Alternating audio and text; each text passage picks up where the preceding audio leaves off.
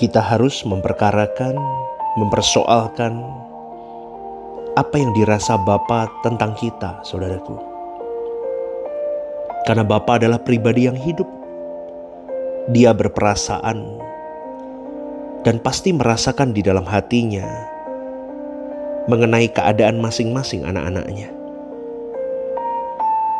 Kalau kita sebagai orang tua yang sudah punya anak, pasti kita bisa merasakan mengenai masing-masing anak-anak kita. Betul kan, saudaraku? Kita juga bisa merasakan terkait dengan orang di sekitar kita, saudara kita, siapa saja, teman-teman kita. Maka mari kita perkarakan apa yang Bapa rasakan terkait dengan hidup kita kepada Dia.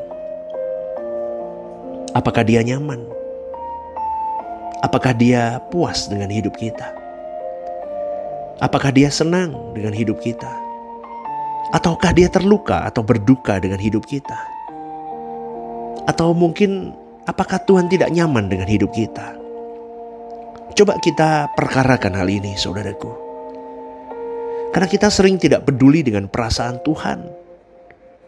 Karena Tuhan tidak kelihatan. Banyak orang peduli dengan perasaannya sendiri. Bagaimana dia bisa memiliki perasaan senang, bahagia, terhormat, dihargai, dia berkutat dengan dirinya. Tapi tidak pernah mempersoalkan bagaimana perasaan Tuhan. Bagaimana perasaan Allah Bapa Elohim Yahweh kita.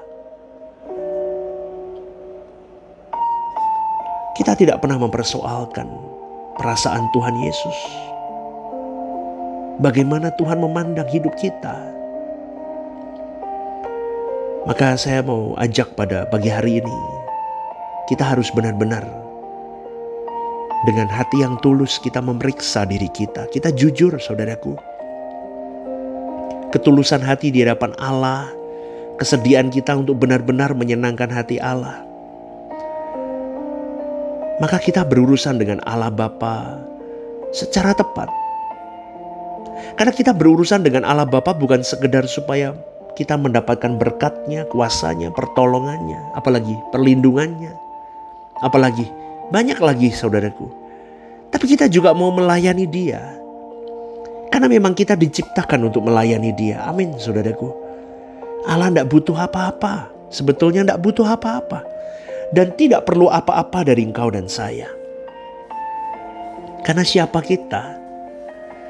Kita hidup hari ini karena Dia, saudaraku. Dia punya segalanya. Tapi Allah yang memiliki segalanya, bahkan yang memiliki hidup kita pun berkenan berurusan, berinteraksi dengan kita. Betapa sayangnya Tuhan kepada kita, tapi betapa kurang ajarnya kita kepada Dia. Betul gak, saudaraku? Dia membiarkan dirinya dibuat senang atau dibuat susah, dimuliakan atau tidak dimuliakan, dihormati atau tidak dihormati oleh makhluk ciptaannya, manusia itu sendiri. Maka pada pagi hari ini kita harus mulai memilih dan menentukan bagaimana tujuan kau hidup. Apakah kau hidup mau menyenangkan hati Tuhan atau tidak? Kau mau hidup menghormati Dia dengan layak atau tidak? Kau mau hidup memuliakan Dia atau tidak? Kau mau hidup menuruti kehendak Tuhan atau tidak? Kita harus serius, saudaraku, perkarakan ini. Apa yang dirasakan oleh Tuhan mengenai hidup kita. Jangan merasa aman dengan kekristenanmu. Saya katakan ini supaya kita semua sadar.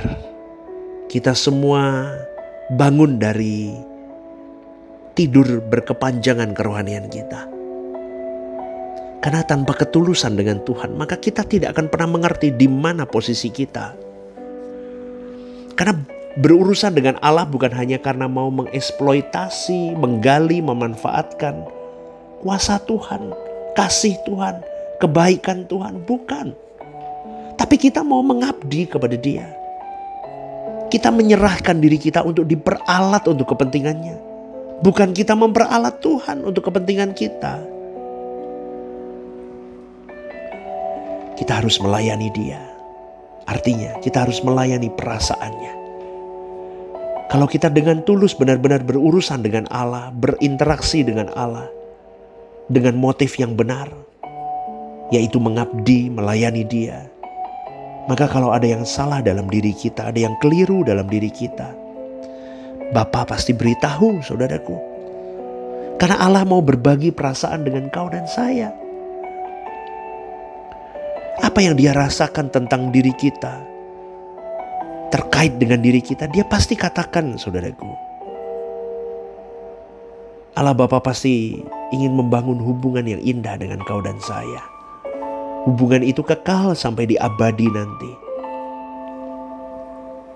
Bukan hanya sementara kita hidup di bumi saja, tidak. Tapi hubungan yang kekal itu sampai di kekekalan kelak. Wah, indah, saudaraku, betul. Tapi dibutuhkan ketulusan. Tidak boleh ada agenda lain. Tidak boleh ada agenda lain. Matikan segala agenda diri kita, supaya agenda Tuhan hidup dalam hidup kita. Wah, keren, saudaraku. Jadi terlihat kok orang tulus atau tidak tulus.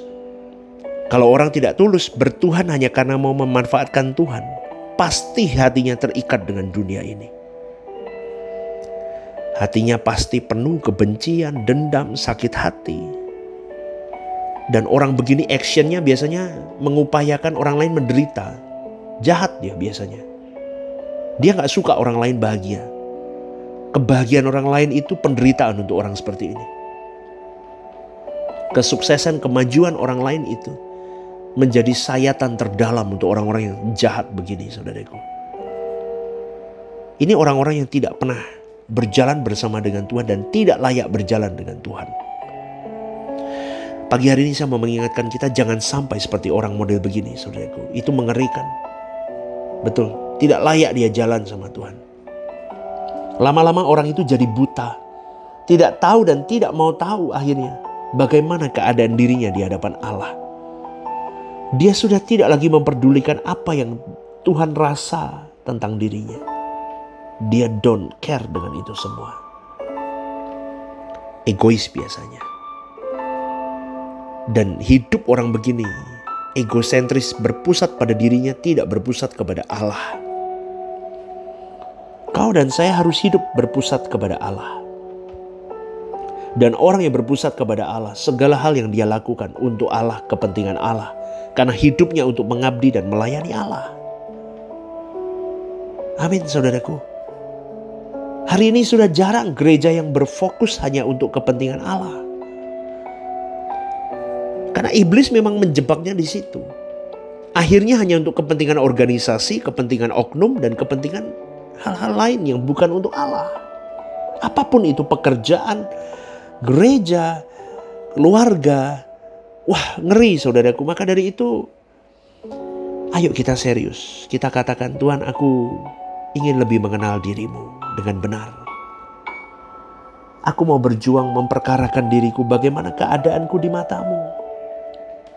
Tuhan pasti berbicara kok, saudaraku. Apa yang Tuhan rasakan tentang dirimu, Tuhan pasti berbicara. Dia pasti beritahu. Maka semakin hari Tuhan akan semakin membongkar, membuka hal-hal yang tidak patut dalam hidup kita. Apa yang harus dibuang sebelum kita menutup mata di pengadilan Allah suatu hari nanti. Itu PR kita. Dan kalau engkau dan saya berjuang di titik ini ya, hidup kita diberkati loh. Dan itu kehidupan yang sangat diberkati. Hidup yang benar-benar beruntung, lucky. Karena kita menemukan kebenaran ini. Kita perkarakan semua hal hidup kita. Sampai kita bertanya, kau rasakan apa Tuhan dengan apa yang aku lakukan? Wah, keren. Amin. Kita mulai hari ini ya, perkarakan. Apa yang Allah rasakan mengenai diriku, tentang diriku. Kalau ada hal-hal yang membuat Tuhan tidak nyaman, segera selesaikan dan bereskan. Amin. Ya, kita bertobat, kita berubah. Kita benar-benar hidup hanya untuk melayani Allah saja. Kita hanya hidup untuk melayani Allah Bapa dan Tuhan Yesus. Kita hidup hanya sungguh-sungguh untuk mengabdi dan melayani Dia. Percayalah, saudaraku, kebutuhan-kebutuhanmu akan dipenuhi. Persoalan-persoalanmu akan diselesaikan pada waktunya. Tuhan pasti bela engkau dan saya, kalau engkau dan saya layak dibela. Tuhan bukan hanya mengasihi kita, tapi Tuhan juga mengasihi orang-orang yang kita kasihi. Tuhan juga menjaga orang-orang yang kita kasihi. Luar biasa bukan? Itulah hidup dalam berkat Tuhan. Berjuang saudaraku, sampai Tuhan benar-benar memiliki hubungan yang intim dengan kau dan saya. Dan itu, persahabatan itu terjalin sampai di kekekalan kelak. Selamat pagi saudaraku. Selamat berjuang bersama. Tuhan memberkati.